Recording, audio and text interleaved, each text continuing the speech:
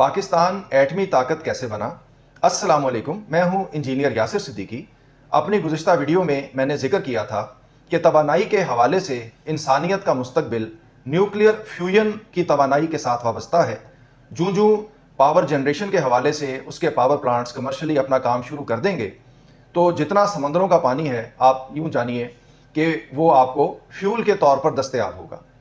तो लेकिन फिल वक्त चूँकि उसकी टेक्नोलॉजी में अभी डेवलपमेंट का काम जारी है, तो फिल वक्त हम सोलर और विंड के ऊपर इन्हिसार कर रहे हैं और इस वक्त ज़्यादा इन्वेस्टमेंट जो है वो इन्हीं शोबों में देखने में आ रही है।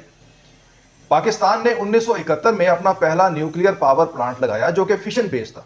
ये प्लांट कराची में पैराडाइज पॉइंट के कुर्ब में कैनप के नाम से लगाया गया और ये कैनेडियन प्लांट था। मेरे पीछे आप ये तस्वीर देख रहे हैं, तो इस तस्वीर में मैंने उसी प्लांट में वाक़े जो न्यूक्लियर पावर का इंस्टीट्यूट है, जिसको किन्पो कहा जाता है, कैनप institute of nuclear power engineering, वहाँ से मैंने मास्टर्स की डिग्री हासिल की थी। इसमें उस वक्त के गवर्नर सिंध कमाल अजफर साहब जो हैं, उनसे मैं अपना कह लीजिए सर्टिफिकेट वसूल कर रहा हूँ। तो पाकिस्तान ने बहुत इब्तदा में, यानी कि पाकिस्तान के फैसला साजों ने न्यूक्लियर टेक्नोलॉजी की अहमियत को बहुत आगाज़ ही में पहचान लिया था। और आप देखिए कि तमाम मुस्लिम कंट्रीज़ में पाकिस्तान ही वो वाहिद मुल्क है कि जिसने इस जानिब पेशरफ्त की। हमने ना सिर्फ पुरअमन मकासद के लिए न्यूक्लियर तवानाई का इस्तेमाल किया, बल्कि रफ्ता रफ्ता हम दिफा के पहलू से भी अपने लिए वो तमाम टेक्नोलॉजीज़ के वसूल में कामयाब हुए जिन्होंने कि आज पाकिस्तान के दिफा को नाकाबिल तस्खीर बना दिया है।